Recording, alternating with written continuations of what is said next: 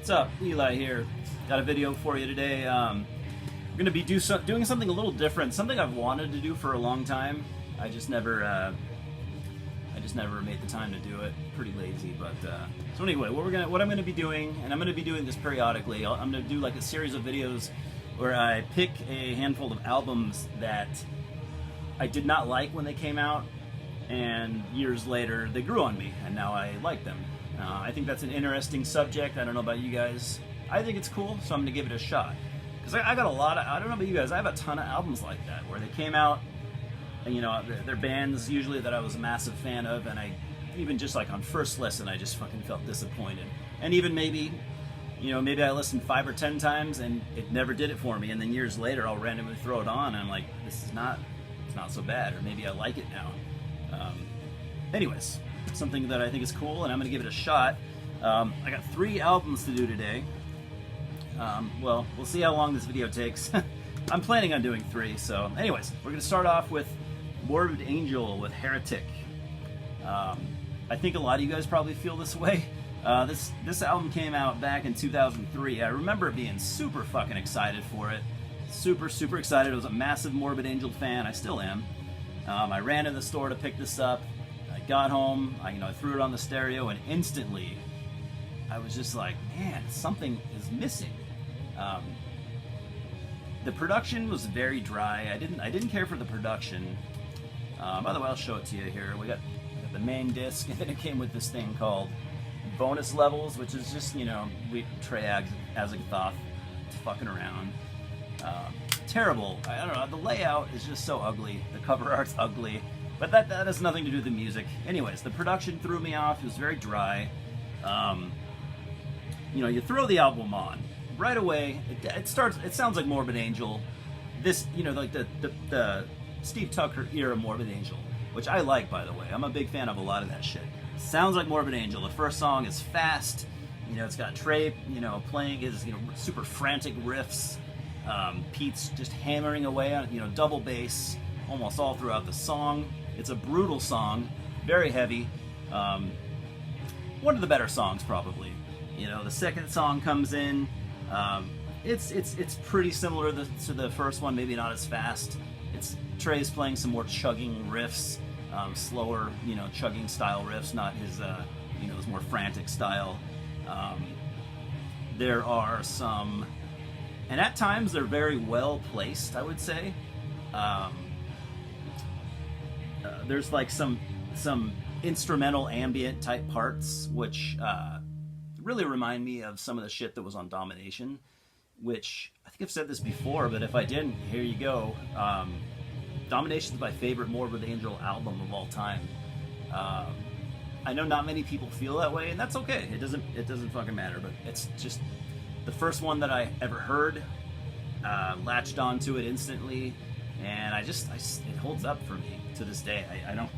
I can't even really explain. I don't think it's their best album, but it's my favorite by far. Maybe not by far, but I love it. I fucking love it. Sorry, guys. So, and there's also at the end of the album, really fucking weird, man. I don't know what Trey was thinking. At the end of the album, you have all these, and there's a lot of them. These and some of them are cool, some of them are, I think, throwaway tracks, but you have like these soundtrack-esque tracks. That's what they sound like to me. They sound like, to me, it sounded like Trey trying to write a soundtrack for a movie. And honestly, I think he's talented enough to do that. I think if somebody wanted him to write a soundtrack for a movie, I think he could probably pull it off, because some of it's pretty cool. Some of it is just completely pointless, and I don't know why it went on the album. Also, I think this album would have been a lot cooler if they'd have taken those soundtrack type interludes and mixed them into the album, not just piled them up at the end. I don't know what I don't know why they did that, but that's how it is. So this album to me is kind of like a combination of Domination and, Steve Tucker era Morbid Angel. I do still feel like this is, up to this point when this album came out, the weakest Morbid Angel album. I think it's way better than the album that they put out recently. But I don't hate it. I mean, I listened to this album like 3 or 4 times in the matter of like a week, and just to see if, like, okay, the first time I liked it, you know, what if I listen to it twice? Maybe I'll get over it. Because that's what I did with the last Morbid Angel album. At first I liked it, and I literally, every time I listened to it, I liked it less and less. I listened to it 3 or 4 times in a week, and my opinion never changed. I enjoyed listening to it. It's far from a perfect album, but it's also far from a piece of shit. So I kind of have, you know, I have a new appreciation for it, and I think that's a cool thing. Next, we are going to move on to Grave with Out of Respect for the Dead. Came out in, when did this come out? God damn you. Came out on Century Media. I don't know, it didn't come out long ago. I don't see it on here, so I'm not gonna dig around, but it came out a couple years back. And just, I'll be honest, instantly, I don't know why. My first listen to this album it didn't do anything for me. I felt I was bored listening to it. I just kind of disliked it the second I put it on. I mean, it sounds like Grave, but that can be a good or a bad thing. Not all Grave is good. You know, they've done a lot of subpar stuff. So and honestly, a lot of their newer albums, like their last 3 or 4 albums, some of them have been really, really fucking good, surprisingly good. So I was kind of expecting more at the time. So I mean, you throw it on. It starts off with an intro, kind of a short intro, and then and that kind of kicks into this kind of a fast-paced song. A lot of, you know, Swedish-sounding melodic riffs. Some good old-school drumming. You know, none of that modern production and modern style playing. You know, constant blasting and just nothing but double bass. It's old-school drumming, old-school death metal drumming. You know, basically untouched. You know, from time. The second part of the song kind of slows down a little bit, goes a little bit more mid-paced. It's really catchy, and it's really heavy too. It's like a lot of bands, you know, when they go into a mid-paced section and they do it really well, you know what I mean? It sounds a lot heavier than when they're playing fast. It's kind of got a nice groove going on, not in like a groove metal type way, but it's just a nice groove. Groove. When someone uses the word groove when they're listening to a metal album, they're not necessarily talking about, oh, it sounds like Pantera. That's not what I'm getting at here. Most of the album is pretty mid-paced. There's not a whole lot of variation with tempos, but Grave were never the fastest band, you know, nor were they ever the slowest. You know, Grave kind of, I always felt like they were most comfortable playing at a, you know, mid-pace. But there are some there are times in this album where they slow down to like a doom crawl, and it sounds really fucking cool. They do it very well. And what I do appreciate about this album now is that it just sounds like an old school death metal album. You know, there's not a lot of modern touches on this. I think you could put this album on and other than it sounding a little cleaner, you could probably believe that it came out in '93. You know, I would think. But anyways, I actually really like this album. I'm glad that I gave it a bunch of, you know, a second chance, because I actually listened to this album a bunch before doing this video, and I think I liked it more every time I heard it. This might be one of my favorite Grave albums, you know, of the last 15 years or so. It's a very good album. I don't know what I was thinking, to be honest. I've never been the biggest Grave fan, and I've never listened to Grave nearly as much as I've listened to a lot of other bands, especially, you know, in the early death metal stuff. But I mean, this album is really fucking good. If you haven't heard it, or if you wrote it off, maybe give it a second chance. I got one more album to do, and I'm just gonna say, this is, out of these 3 albums I'm gonna talk about, this is by far my favorite. Spoiler alert. So, alright, last but not least, we have God Dethroned. Under the Sign of the Iron Cross. This came out in 2010 on Metal Blade Records. It's a digipack, as you probably can see. There you go. War-themed album. I look at this album as kind of a companion piece to Passchendaele, which came out prior to this album. And I always felt, and I still feel like this is the lesser of those two albums.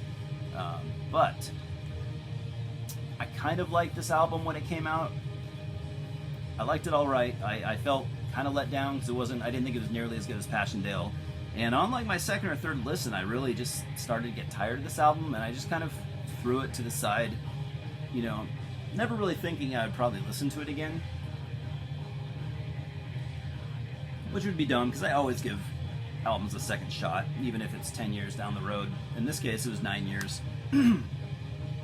So anyways, I decided to put it on one day, just kind of randomly, and I'm sure everyone's gonna, call God dethroned Nazis because they're using war imagery and iron crosses and stuff. So yeah, that'll probably happen. So you throw this album on, and just right out of the gate, this thing is blasting fast as fuck. It's pretty brutal. Henry's trademark kind of scathing, almost black metal style vocals are just in your face. It's a very good way to start an album. A lot of lead guitar work on this album, and I always thought that Henry Sattler was one of the more underrated guitarists in death metal. I mean, he's got a very unique style, and also his solos are it's never like a solo just to show off. It always, I mean, maybe it is a little bit, but his solos always sound different from each other. Every solo he does, it's very unique sounding, and it doesn't sound like any other solo he's done. At least I'm not a musician, so that's what my ears hear. And I've always loved his lead work. Like I said, it's extremely underrated. And, his solos, they also fit in with the song. They complement the song instead of just almost seeming like you're pausing the album and playing a solo and then continuing where you left off. It doesn't feel that way. So track 1 is pretty awesome. Yeah, when track 2 comes in, it's also just relentlessly blasting. The riffing is nice and sharp. It's not that different from track 1. And then moving on to the album, say like track 3, it's still fast. This album really hasn't slowed down yet. It's just almost lightning speed for 3 straight songs. You get a lot. I mean, in those first 3 songs, there's a ton of shredding melodic solos. I mean, you could probably have a hard time counting on one hand the solos of the first 3 songs. I personally, when it comes to God Dethroned, I really like I prefer their earlier stuff. I mean, as most people do with most bands. I like their more black metal-ish stuff compared to what they did later on, more of like a melodic death metal. But, there's still some material worth listening to. I mean, this band at this point, these are old dudes. They're veterans in the death metal scene. They prefer to write individual songs, that are simply structured, song-based songs. Individual songs instead of like an album that, is kind of just one long song. Lots of hooks, moving on to say like track 5, I think, opens up with some like very melodic and very Iron Maiden sounding guitar harmonies. Works really well with God Dethroned, fits the album incredibly well, and then it gets back to those fucking blast beats. More blasting drums. I mean, this thing is 95% of this album is just blasting speed just all through the album. It's almost it can be kind of unbearable at times. The riffing is just razor sharp. It's got that almost like the razor wire sound. Some of the descriptions I use are just ridiculous, but That's the only way I can think of the production on the riffs. Just sharp, razor sharp riffing. The production is really clear on this. I mean, it's a 2010 Metal Blade album. I mean, that could probably say a lot right there. So yeah, up to like the middle of the album, it really hasn't relented at all. And that, like, that could be a good or bad thing, depending on your tastes. For me, like I said, it does kind of get tiring. I would prefer a little bit more variation in the tempos. Just depends on your tastes. And then around, I can't remember if it was track 5 or 6, you get some female vocals that come in that honestly I thought were ridiculous when I first listened to the album, but they really do complement the album, especially where they're placed. It brings in kind of like a somber, emotion that you would feel when it comes to war, and it actually really works, and it works with the fast melodic riffing that is happening around it. Like I said, this album does not relent very many times, but there are a couple mid-paced, kind of epic, triumphant sounding sections that do, let you breathe a little bit, and they're, they do provide some catchiness, but they usually don't last long. It's usually maybe only 5 or 10 seconds before it returns to the fucking blasting. But yeah, overall, considering I would have probably given this album a 3 when I first heard it, it's at least a 6 or a 7 now. So I'm glad I gave it a second chance. It's a good album. It's still not something I could listen to often, but most of these albums aren't. But I'm just glad that I returned to them with kind of a new perspective.